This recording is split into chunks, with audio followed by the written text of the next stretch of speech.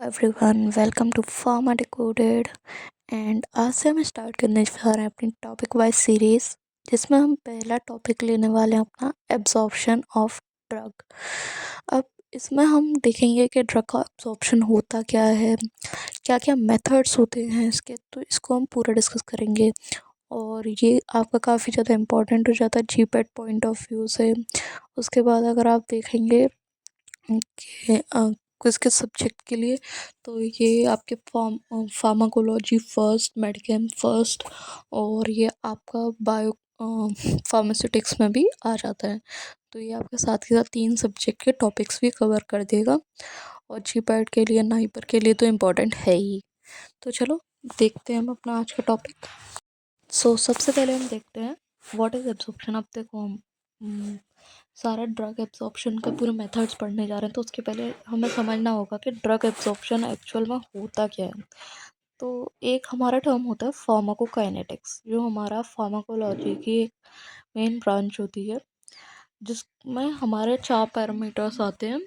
और जैसे ADME, और एक और अगर हम इंक्लूड करना चाहें तो that is T, ADME T, T for toxicology, ठीक है।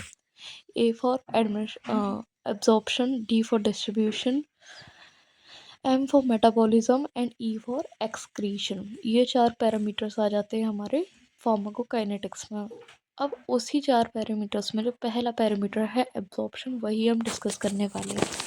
तो देखो, एब्जॉर्प्शन का मतलब होता है हमने ड्रग ली तो वो साइट ऑफ एक्शन से ब्लड स्ट्रीम तक जब पहुंचेगी ना, उस फिनोमिनन को हम कहेंगे हमारा एब्जॉर्प्शन, ठीक है। ये हमारा फार्माकोकाइनेटिक्स का फर्स्ट स्टेप होता है, ठीक है। एडमिनिस्टर किया, उसके बाद हमारा ड्रग का एब्जॉर्प्शन होना चाहिए। तो ये हमारे फार्माकोकाइनेटिक्स का फर्स्ट स्टेप हो जाता है। अब एब्जॉर्प्शन से ही हमें पता चल जाता है किसी भी ड्रग का कि वो सिस्टमिक सर्कुलेशन तक कितनी देर में पहुंचेगी, कितना अमाउंट उसका पहुंचेगा, ठीक है। क्योंकि देखो, सारी ड्रग आपकी ज़रूरी नहीं कि आपने जितना अमाउंट एडमिनिस्टर किया उतना ही पहुंच जाए।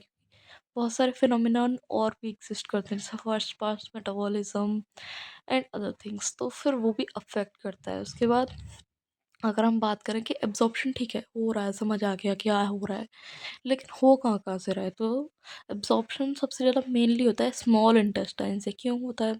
क्योंकि देखो, स्मॉल इंटेस्टाइन लार्जर होती है अपना साइज में, तो उनका सरफेस एरिया भी ज़्यादा होता है। अब सरफेस एरिया क्यों ज़्यादा होता है? देखो, टेंथ में पढ़ा था कि स्मॉल इंटेस्टाइन के अंदर विलाइज होती हैं, जो कि सरफेस एरिया को इंक्रीज़ कर देती हैं। इसीलिए उनका सरफेस एरिया ज़्यादा होता है, और इनके पास ना ब्लड सप्लाई भी काफ़ी अच्छी होती है। इसीलिए ये मेन साइट हो जाती है एब्जॉर्प्शन के लिए। अब बात करें अगर हम कि क्या-क्या फैक्टर अफ़ेक्ट कर सकते हैं हमारे एब्ज़ॉर्प्शन को, तो देखो, लिपिड सॉल्युबिलिटी। लिपिड सॉल्युबिलिटी किसी भी ड्रग की जितनी ज़्यादा होगी उतना ज़्यादा एब्ज़ॉर्प्शन होगा, क्योंकि अच्छे से ड्रग जो होगी वो क्रॉस कर पाएगी। उसके बाद पीएच एंड आयनाइज़ेशन। पीएच एंड आयनाइज़ेशन भी अफ़ेक्ट कर सकते हैं हमारी ड्रग को। उसके बाद ब्लड फ्लो, जितना ज़्यादा ब्लड फ्लो होगा उतना ज़्यादा एब्ज़ॉर्प्शन होगा। सरफेस एरिया जितना ज़्यादा होगा उतना अच्छे से एब्ज़ॉर्प्शन होगा। उसके बाद डोसेस फॉर्म भी हमारी एब्ज़ॉर्प्शन को अफ़ेक्ट करती है। उसके बाद अगर हम बात करें बायोअवेलेबिलिटी की, तो ये जो होती है ये भी हमारे ड्रग एब्ज़ॉर्प्शन पर डिपेंड करती है।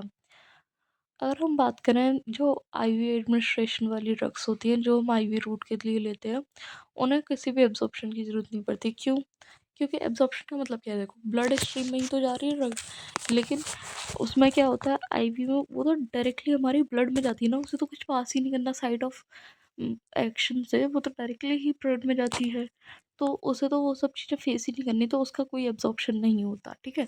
उसका डायरेक्ट डिस्ट्रीब्यूशन और फिर मेटाबॉलिज्म, देन उसके बाद एक्सक्रीशन हो जाता है। तो इसीलिए बोलते हैं कि आईवी ड्रग की जो बायोअवेलेबिलिटी होती है वो 100% होती है, सबसे ज़्यादा होती है इसकी बायोअवेलेबिलिटी, ठीक है। Now if we talk about methods of drug absorption, ठीक है। तो देखो, मेनली अगर हम बात करें तो 3 टाइप के मेथड्स होते हैं। एक होता है ट्रांससेल्युलर, एक होता है पैरासेल्युलर, एक होता है वस्क्यूलर। तो ट्रांससेल्यूलर के अंदर दो मेन क्लासेस होती हैं, एक होता है पैसिव ट्रांसपोर्ट, एक होता है कैरियर मीडिएटेड ट्रांसपोर्ट। अब पैसिव ट्रांसपोर्ट के अंदर भी पैसिव डिफ्यूज़न आ जाएगा, कन्वेक्टिव फ्लो जिसे हम फिल्टरेशन भी बोलते हैं या पोर ट्रांसपोर्ट बोलते हैं वो आ जाएगा। उसके बाद आयन पेयर ट्रांसपोर्ट आ जाएगा, ऑस्मोसिस आ जाएगा। और हम बात करें कैरियर मीडिएटेड ट्रांसपोर्ट की तो उसमें फैसिलिटेटेड डिफ्यूज़न और एक्टिव ट्रांसपोर्ट। एक्टिव ट्रांसपोर्ट में प्राइमरी एक्टिव ट्रांसपोर्ट और सेकेंडरी एक्टिव ट्रांसपोर्ट आ जाता है। अब सेकेंड रिएक्टिव ट्रांसपोर्ट में भी फर्दर आ जाते हैं सिम्पोर्ट और एंटीपोर्ट, वो भी हम जब इन्हें डिटेल में देखेंगे डिस्कस कर लेंगे थोड़ा थोड़ा। नेक्स्ट अगर हम बात करें इंट्रासेल्युलर ट्रांसपोर्ट की, इसे हम पैरासेल्युलर ट्रांसपोर्ट भी बोलते हैं और इसमें फर्दर दो क्लासेस आ जाती है, एक होता है परसॉर्प्शन, एक होता है permeation by tight junction. Okay, next होता है वेसिकुलर ट्रांसपोर्ट जिसमें दो चीज़ें आती हैं, एंडोसाइटोसिस, एक्सोसाइटोसिस। एंडोसाइटोसिस आपने काफ़ी सुना भी होगा, जिसमें दो फिनोमिना काफ़ी फेमस होते हैं, वो आते हैं फेगोसाइटोसिस और पिनोसाइटोसिस। तो ये भी हम एक एक करके डिस्कस कर लेते हैं। सबसे पहले हम देखते हैं अपना ट्रांससेल्युलर ट्रांसपोर्ट।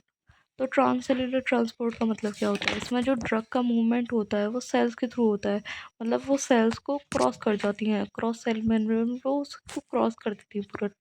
ठीक है, उसके बाद जो इसमें जो ड्रग होती है वो पास करती है हमारे लिपिड मेम्ब्रेन से। देखो सेल किससे बनी होती है हमारी, ठीक है, वो सेल बनी होती है फॉस्फोलिपिड से। अब जो हमारी ड्रग होगी वो एपिथेलियल सेल की जो कि लिपिड मेम्ब्रेन से क्रॉस करती है।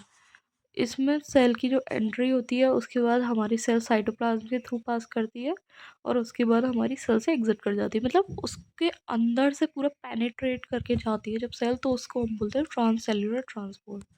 ठीक है, काफ़ी कॉमन मैकेनिज्म होता है। बाकी इसके अगर हम बात करें, इसके जो फर्स्ट मेजर टाइप होता है वो होता है पैसिव ट्रांसपोर्ट, जिसे हम कॉमनली यूज़ होता है वो ड्रग के एब्जॉर्प्शन के लिए। अब पैसिव ट्रांसपोर्ट में क्या होता है, जो ड्रग का मूवमेंट होता है वो कंसंट्रेशन ग्रेडियंट के थ्रू होता है, मतलब हायर कंसंट्रेशन से लोअर कंसंट्रेशन की तरफ होता है और इसमें कोई भी एनर्जी की रिक्वायरमेंट नहीं होती और ये काफ़ी कॉमन मूवमेंट है, इसके थ्रू ही मोस्टली ड्रग का एब्जॉर्प्शन होता है। अगर हम बात करें पार्ट्स या टाइप्स ऑफ पैसिव ट्रांसपोर्ट की, तो सिंपली चार टाइप्स होते हैं जो अभी हमने देखे, एक एक करके देखते हैं। पहला होता है सिंपल पैसिव डिफ्यूजन। इसमें क्या होता है, ड्रग कंसंट्रेशन ग्रेडियंट के अलोंग मूव करती है, लाइक हाई कंसंट्रेशन से लो कंसंट्रेशन की तरफ। कोई कैरियर प्रोटीन नहीं चाहिए और काफ़ी ज़्यादा कॉमन मैकेनिज्म होता है। और इसमें ना मेनली कौन सी ड्रग कर पाती है ट्रांसपोर्ट इसके थ्रू, तो लिपिड सॉल्युबल या फिर नॉन आयोनाइज्ड ड्रग ही इसके थ्रू ट्रांसपोर्ट कर पाती हैं। देखो लिपिड सॉल्युबल और नॉन आयोनाइज्ड ड्रग एक ही बात होती है ऑलमोस्ट, क्योंकि जो ड्रग नॉन आयोनाइज्ड होगी वो लिपिड नेचर की होगी, ठीक है, और लिपिड सॉल्युबल भी वही ड्रग होगी जो लिपिड नेचर की होगी। उसके बाद अगर हम बात करें, अपना नेक्स्ट जो था कन्वेक्टिव फ्लो, जो हमने देखा था कन्वेक्टिव फ्लो फिल्टरेशन या पोर ट्रांसपोर्ट, आप लोग कुछ भी कह सकते हो। तो इसमें क्या होता है, हमारी ड्रग पास करती है through small aqueous pores in the membrane. मतलब देखो, आपको क्या लगता है हमारी मेम्ब्रेन कंटिन्यूस होती है? नहीं, उसमें पोर्स होते हैं, मेम्ब्रेन में पोर्स होते हैं, तो वो काफ़ी छोटे छोटे पोर्स होते हैं। अब उनके थ्रू जब हमारी ड्रग ट्रांसपोर्ट करती है उसको हम बोलते हैं पोर ट्रांसपोर्टेशन या फिल्टरेशन। अब ये कैसे करता है, तो देखो इसमें सबसे जो इम्पोर्टेंट रोल होता है ना वो मॉलिक्यूलर साइज होता है। ड्रग का जो छोटा मॉलिक्यूलर साइज होगा वो इजीली ट्रांसपोर्ट हो जाएगा rather than the bigger molecular size. उसके बाद ये काफ़ी ज़्यादा कॉमन मेथड हो जाता है for the small water soluble drug. अब ऐसा नहीं है कि सिर्फ वाटर सॉल्युबल ड्रग होंगे, लिपिड सॉल्युबल भी हो सकती है, पर मेन पैरामीटर है कि वो ड्रग जो होनी चाहिए वो काफ़ी ज़्यादा स्मॉल साइज़ की होनी चाहिए। नाउ नेक्स्ट अगर हम बात करें अपना नेक्स्ट टाइप की, वो हो जाता है आयन पेयर ट्रांसपोर्ट। इसमें क्या होता है, हमारी ड्रग बेसिकली कोई भी आयन फॉर्म में होती है, लाइक वो अनायन है या कटायन है, तो वो उसके अपोजिट आयन के साथ, एंडोजीनियस आयन के साथ पेयर फॉर्म कर लेती है, जिसके थ्रू वो एक न्यूट्रल कॉम्प्लेक्स फॉर्म कर लेती है और हमारी सेल मेम्ब्रेन के पास हो जाती है।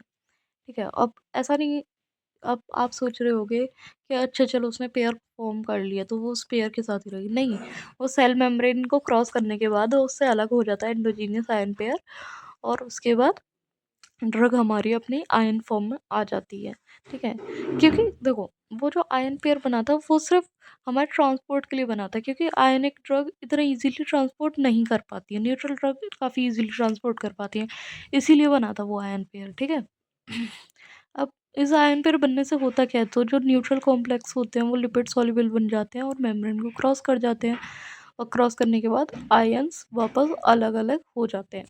नेक्स्ट आ जाता है हमारा ऑस्मोसिस। ऑस्मोसिस आप सबने सुना होगा, ओके। तो ऑस्मोसिस में क्या होता है, वाटर का मूवमेंट होता है थ्रू सेमी परमेबल मेम्ब्रेन, मतलब सेमी परमेबल मेम्ब्रेन जो है उसके थ्रू हमारा वाटर मूव करेगा। अब कैसे मूव करेगा, है ना, तो ये लो सॉल्यूशन कंसंट्रेशन जो होता है ना, लो सॉल्यूट कंसंट्रेशन, वहाँ से हाई सॉल्यूट कंसंट्रेशन की साइड ये मूव करते हैं। मतलब देखो, जहाँ पे सॉल्वेंट कंसंट्रेशन ज़्यादा और सॉल्यूट कंसंट्रेशन कम होगी, उस रीज़न से हाई की तरफ मूव करेगा, ओके। अब इसमें भी कोई एनर्जी की रिक्वायरमेंट नहीं होती, क्योंकि ये भी एक पैसिव प्रोसेस हो जाती है। नेक्स्ट जो हमारा आ जाता है वो आ जाता है कैरियर मेडिएटेड ट्रांसपोर्ट। तो कैरियर मेडिएटेड ट्रांसपोर्ट में क्या होता है, देखो आपको क्या समझ आ रहा है कि कुछ ऐसे कैरी करने वाला होगा, तो इसमें हाँ होता है कैरी करने वाला। बेसिकली कैरी अब क्या चीज़ करेगा, तो कैरियर ऐसे प्रोटीन्स होते हैं जो हमारी सेल मेम्ब्रेन में या किसी भी मेम्ब्रेन में फिक्स्ड होते हैं, जो हमारे जो लार्जर ड्रग पार्टिकल्स होते हैं उनके ट्रांसपोर्ट में हेल्प करते हैं, ठीक है। अब ये स्पेसिफिक होते हैं, अलग अलग ड्रग के लिए अलग अलग कैरियर प्रोटीन के टाइप्स होते हैं, ठीक है।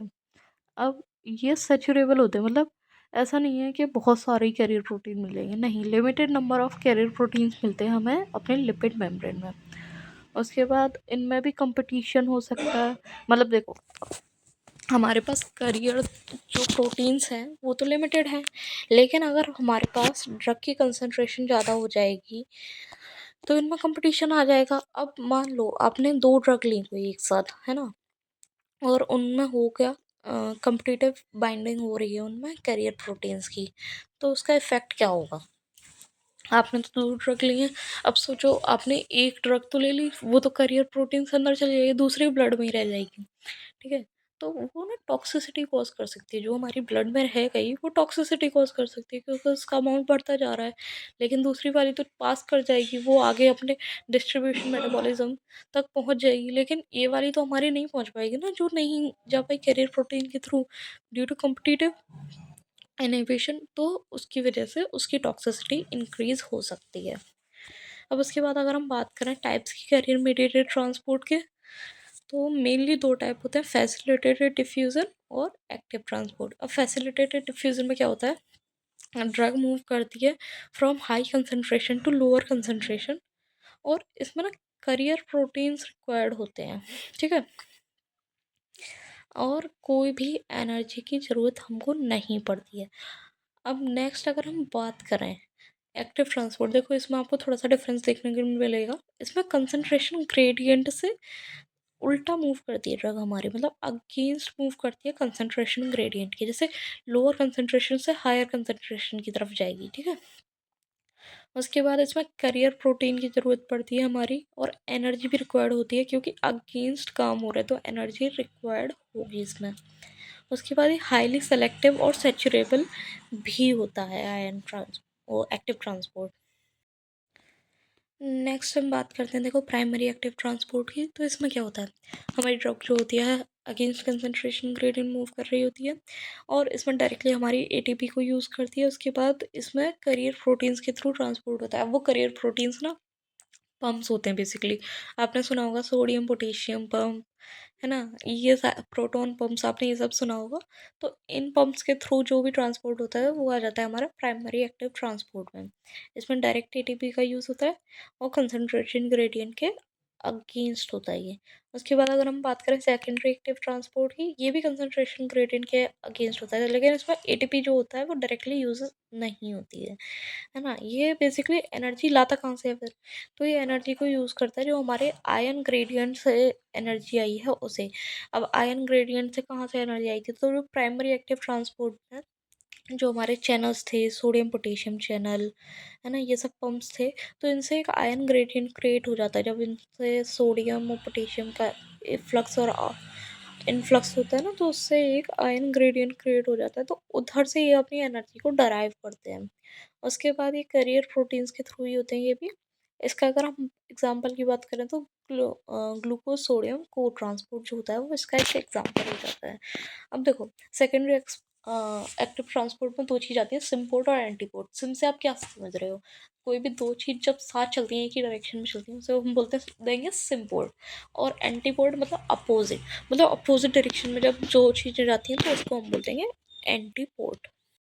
नेक्स्ट है पैरासेल्युलर ट्रांसपोर्ट। तो देखो, पैरासेल्युलर ट्रांसपोर्ट का मतलब क्या होता है?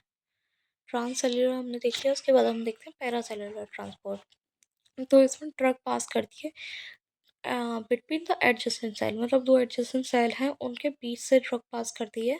अब जो इंट्रासेल्युलर स्पेस होता है ना, उधर से ही ड्रग पास कर जाती है, ठीक है। ये अब कौन सी ड्रग मॉलिक्यूल उधर से पास करेंगे, जिनका साइज थोड़ा स्मॉल होगा, वाटर सॉल्युबल मॉलिक्यूल्स होंगे, वो पास कर जाएंगे पैरासेल्युलर ट्रांसपोर्ट के थ्रू, ठीक है। अब ये लिमिटेड होता है, क्यों? क्योंकि स्पेस जो होता है ना सेल्स के बीच में, वो काफ़ी ज़्यादा कम होता है, काफ़ी नैरो स्पेस होता है, इसलिए ये हो जाता है लिमिटेड पैरासेल्युलर ट्रांसपोर्ट।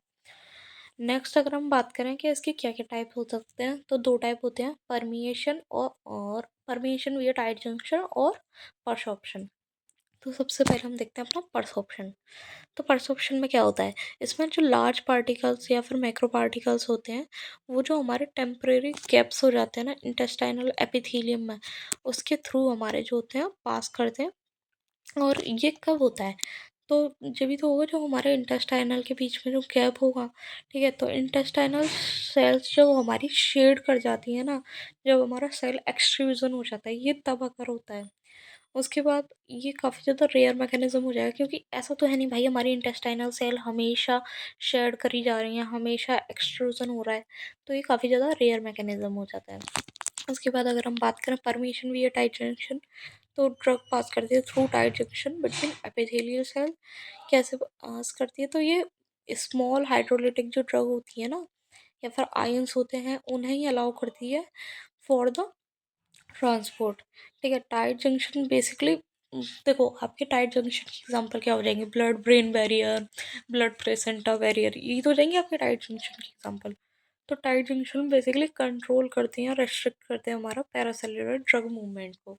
इसीलिए काफ़ी कम, काफ़ी छोटी और हाइड्रोलिटिक ड्रग मॉलिक्यूल्स या आयंस जो होते हैं, उनका ही ट्रांसपोर्ट हो पाता है through this.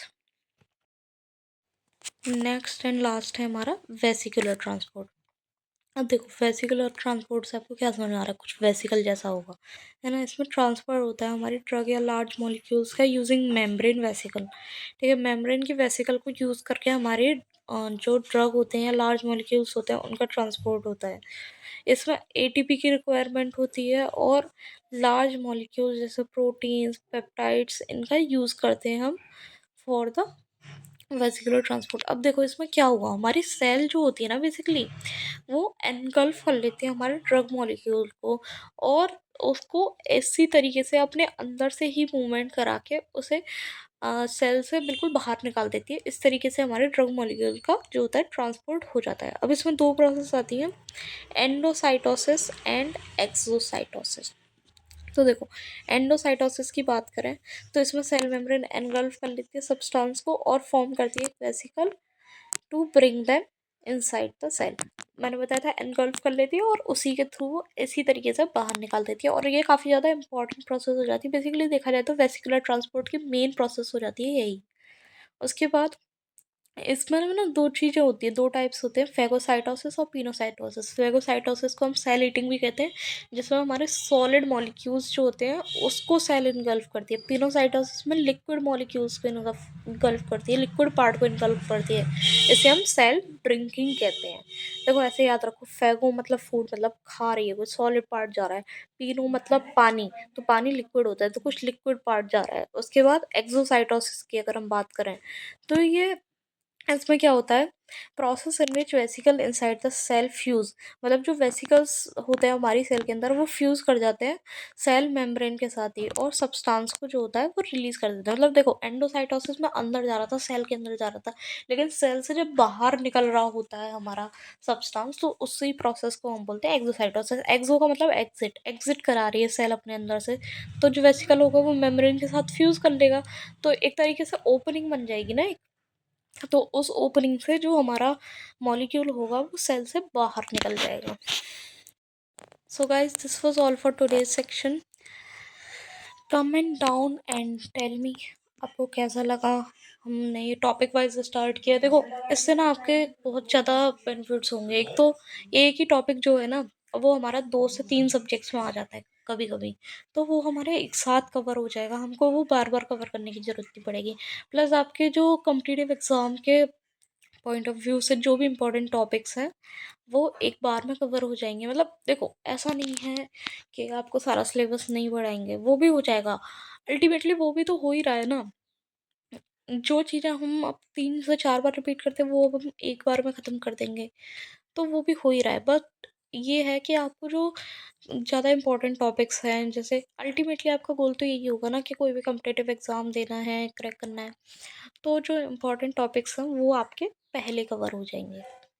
Okay, so that's all for today's video guys. अगर आपको अच्छा लगा है तो लाइक करो, शेयर करो, और अपने फ्रेंड्स को सजेस्ट करो, तो subscribe them, and thank you for watching guys.